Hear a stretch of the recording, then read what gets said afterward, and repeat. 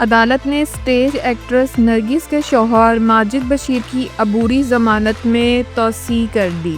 اداکارہ نرگس کے case per F I A cyber crime نے 6 مشہور یوٹیوبرز کو طلب کر لیا۔ ان 6 یوٹیوبرز کے نام کیا ہیں اور ان کو کیوں F I A cyber crime نے طلب کیا ہے؟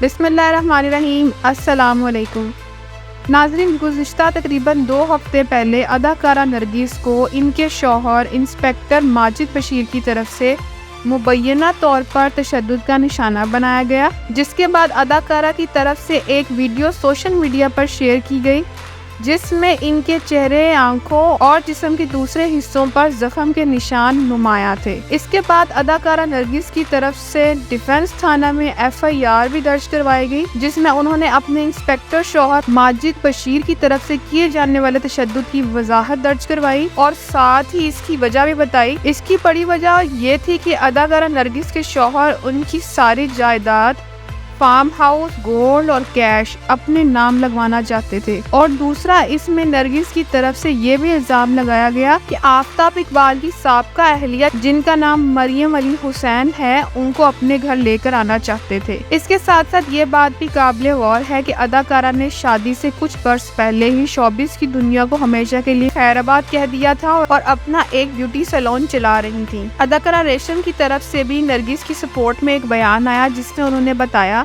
کہ ماجد بشیر سے شادی کرنے کے لیے نرگس نے شوبز کی دنیا کو چھوڑ دیا تھا اور وہ حجاب پہنتی تھی اور اب اپنا ایک بیوٹی سیلون چلا رہی تھی۔ نرگس کی طرف سے درج کروائی گئی ایف آئی آر جب منظر عام پر آئی تو مریم علی حسین اور ان کی والدہ عابدہ عثمانی، جو نرگس کو ڈانس سکھاتی تھی اور ان کی استاد تھی، ان کی طرف سے سخت رد عمل دیکھنے کو ملا۔ انہوں نے انٹرویو کے دوران نرگس کے ماضی پر بہت زیادہ باتیں کی اور عابدہ عثمانی نے نرگس کو مخاطب کرتے ہوئے کہا وہ پروف تھے اس بات کہ ان کی بیٹی مریم علی حسین کا ماجد بشیر کے ساتھ کوئی تعلق ہے، ورنہ وہ اس پر کیس کر دے گی۔ اس کے علاوہ انٹرنیٹ پر بہت زیادہ اداکارہ نرگس کے ماضی سے متعلق باتیں شروع ہو گئیں اور ان کی پرانی ویڈیوز کو دوبارہ سے انٹرنیٹ پر دکھایا جانے لگا، جبکہ اداکارہ سٹیج اور فلم کی دنیا کو چھوڑ چکی ہیں۔ اب نرگس نے کردار کشی کرنے والوں کے خلاف F I A cyber crime کو شکایت درج کروائی ہے، جس کے نتیجے میں F I A cyber crime نے 6 یوٹیوبرز کو طلب کیا ہے۔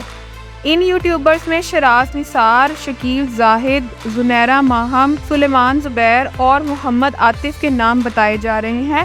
ناظرین، اس کے ساتھ ساتھ میں آپ کو بتاتی چلوں کہ نرگس کے شوہر ماجد بشیر 18 نومبر تک عبوری ضمانت پر تھے اور اب اس کیس میں پیش رفت ہوئی ہے۔ اس کے مطابق سیشن کورٹ لاہور نے اداکارہ نرگس کے شوہر ماجد بشیر کی عبوری ضمانت میں 2 دسمبر تک توسیع کر دی ہے اور ساتھ ہی ملزم کی 1 دن کی حاضری معافی کی درخواست بھی منظور کر لی ہے۔